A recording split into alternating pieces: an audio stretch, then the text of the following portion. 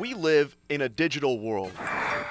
As time passes on, so do old practices. Photographers, who needs them when you've got a selfie stick?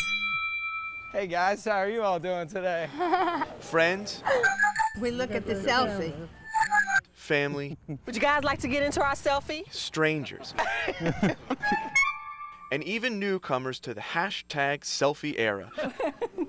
All capturing moments with the simple click of their finger. But first, let me take a selfie. Everyone's a photographer these days. It's easy. One tap, one image, Hi. one memory. Let me take another selfie. Yeah, I wouldn't be like, hey guys, come on. I'm gonna get these people. They look fun. You guys ready? We're ready. All right, smile. Let me take another selfie. Every day, thousands, maybe even millions of selfies are taken across the country. Many of them make it to the internet. It's almost like we've never seen a mirror before. But what about looking outwards? Are there still lenses out there that have maintained their curiosity? I've always enjoyed just driving around really and driving back roads and seeing what you come across. Peer into Jones County every once in a while, and you'll find one soul who's into the old-fashioned. I know if I cruise around back in here, you're pretty likely to come across something.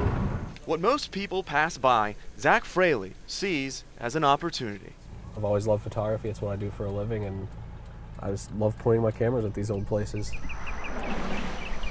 On a stretch of Wise Fork Road sits an interesting subject.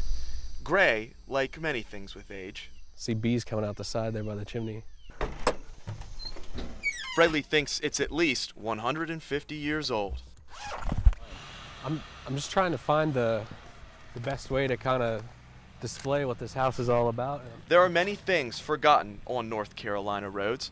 Fraley hopes to uncover them. I was told back in the day this was called the Trent Road, and this was the main route from New Bern to Kinston before 70 was built. And I've also been told this house is pre-Civil War, so if you put the parts together, that means when troops marched from New Bern to Kinston during the Civil War, they would have gone right past the front porch of this house. But how does he know? How can you find out information about something so old that seemingly even time has forgotten? I call my page Forgotten NC, and some people, I'll occasionally get a comment and say, hey, this place isn't forgotten to me. It's kind of offensive, but that's not what I mean at all. His photos make it to the same place as many selfies, Facebook, and his blogs. Usually I'll pick and choose through a couple of my favorites and post them up pretty quickly on social media. Forgotten NC and the Uprooted Photographer. Let's go with one of these. These are my favorite ones. Fraley isn't even from these parts, but still, he has a fascination for the buildings in the East. Sometimes you stumble on a place like this that a lot of people hold near and dear to their heart. But he hears plenty. This person replied, this is my grandparents' store. When he posts about a structure that appears abandoned. This person replied, my favorite breakfast was a smoked sausage sandwich and a Mountain Dew. Their hamburgers were out of this world. It's always amazing to hear what they have to say to go along with the photos I take. That's one of my favorite parts of it, is just hearing this firsthand history from the people who actually lived it. Or even history that's been established. The original dam here was actually built in the 1700s by hand. They've done a lot of work to restore the mill house here recently. Bronk Mill, well known in Trenton and vibrant with the right angle. Down here you don't know if you're stepping in water, rocks, or grass or mud. Zach Fraley is presenting the times from eras past in the most modern way possible.